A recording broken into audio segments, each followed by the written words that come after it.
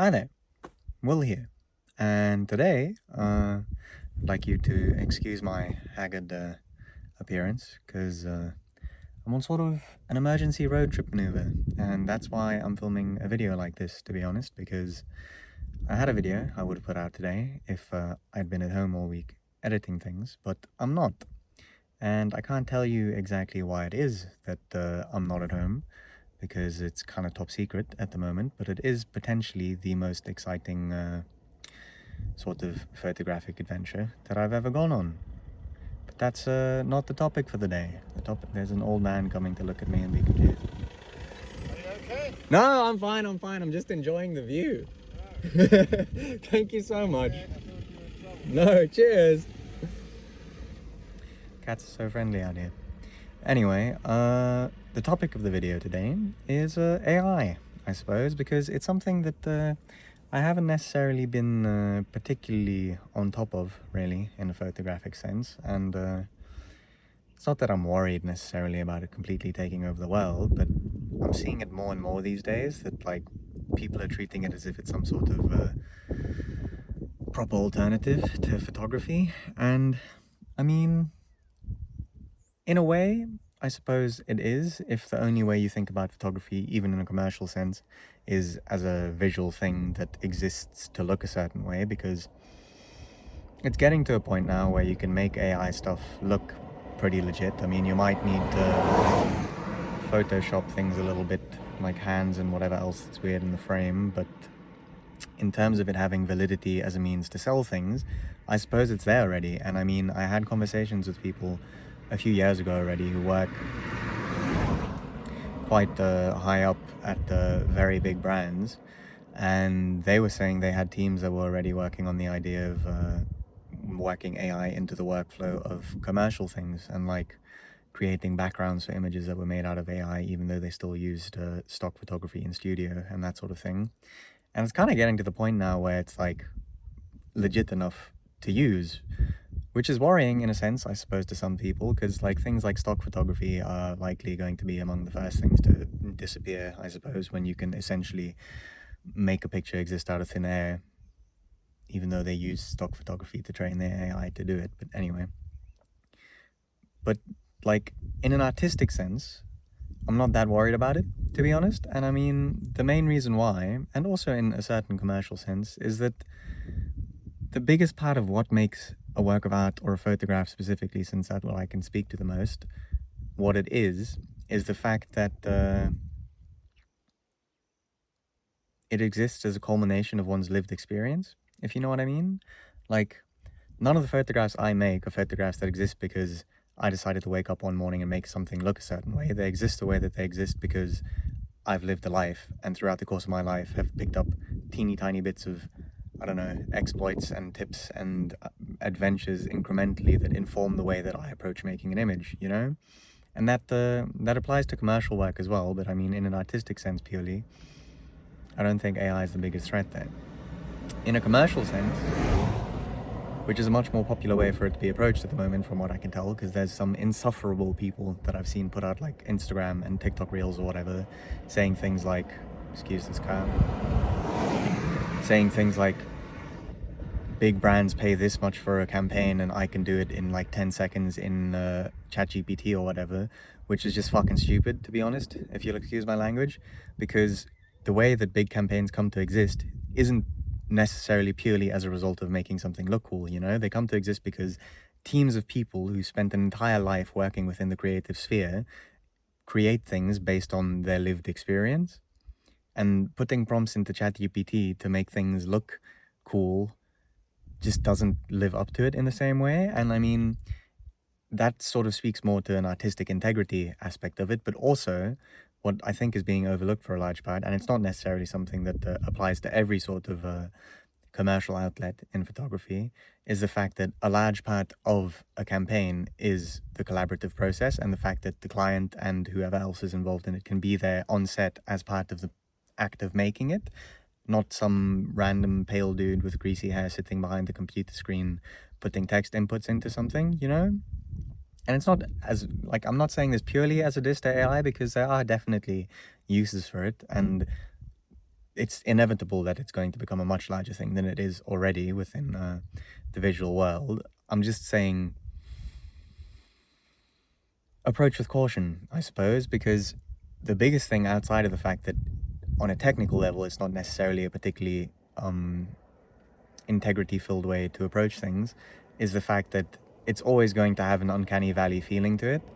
Like, humans are pretty good at discerning things that have been made by humans, and whenever I look at an AI picture, even if it looks exactly like a real picture, there's still something that feels off about it, if you know what I mean. And even if they manage to sort that aspect of it out and it feels like you're actually interacting with a real photograph, what is it that actually comes out of it, you know? Like, as I say, visual art in the form of photography exists as a culmination of someone's lived experience, and what they've made is a reflection of themselves. If you're telling a computer to turn text into something that you think might look cool, or even if you have an artistic idea of what something should be, it's never going to end up being as true to what it is that you could have created as an individual if you'd taken the time to actually learn how to perfect the craft properly, you know?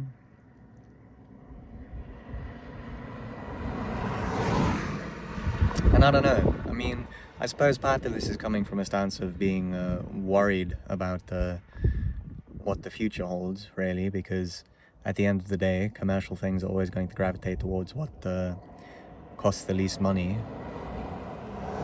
at least in certain senses, and there are a bunch of jobs that are going to stop existing. I mean, stacks of jobs have already stopped existing. I just don't necessarily feel as if it's a thing that's going to completely ruin the world of photography across the board, you know? It's not like photography will stop being a thing altogether. It's just that it's going to change. And part of me sort of wonders if this is an approach that I have because, I mean, I'm getting long in the tooth now. Not that old people will think I'm old, you know, it's just I'm turning 30 soon, and I'm wondering if this is sort of a thing like when digital photography came around, cats were like, oh, digital photography is a fad and it's not the real thing and blah, blah, blah. And if AI is now going to become so pervasive that people stop thinking about normal photography as the most effective and best way to get across an idea. And maybe that's the thing. Maybe I'm being jaded and old about it, but it's just any other form of something existing before hasn't come to exist on the backs of practically infinite sources without giving credit to them, you know? Like, AI wouldn't be a thing if it hadn't scraped the internet for trillions and trillions and trillions of things to use as reference for its understanding of the world. And I'm pretty sure the vast majority, if not the entirety of people who've had their work appropriated by AI didn't see a cent of the oodles of bucks that are being dedicated to progressing its scalability. So what's the gist of what I'm saying? I mean, the gist is really that I really have very little time for looking at AI stuff as a serious means of getting across a vision, just because it's never actually going to be a true reflection of what it is you're seeing. Even if in your mind's eye you've got an idea and then you use AI to bring this idea to life, the way it brings it to life is by using other people's work to inform what it creates for you. It doesn't use work you've made before to create something for you, you know? Am I scared of it? On a certain level, definitely. Do I think it's going to ruin the world? I don't know. I'm kind of scared. There's like so many things popping up these days that I run into across the internet sphere where it's like people being like, oh, I can use ChatGPT to write me a script for a YouTube video, and then I can use this thing to input the script and turn it into audio, and then I can use this thing to take the same script and turn it into visuals and just refine it, and then I've got a YouTube video. And it's like sort of balanced alongside the idea of content, I guess, where people refer to things that get put out on the internet as content. And I think I get majorly offended when someone describes anything I do as content, because, you know, flour in a flour bag is content. Those are the contents of something. And if you go out and make prank videos or whatever, that's content. But when you're trying to show people your lived experience and the impact that your lived experience has on the way you go forward in life, I'm not necessarily sure that can be described as content, you know? and general photography and photography videos aren't really content to me, whereas AI is about as close to being actually flour in a flour bag as anything has ever been when you're putting it out on the internet. You know, that's the way I think about it. Anyway, I don't know if that was cohesive or if anything I said made sense.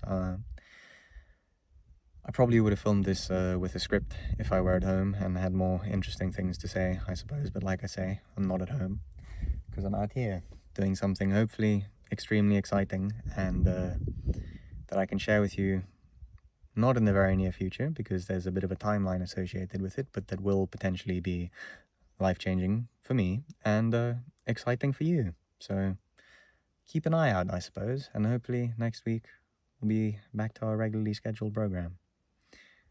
Anyway, I'll see you soon. Ah, right, and wait.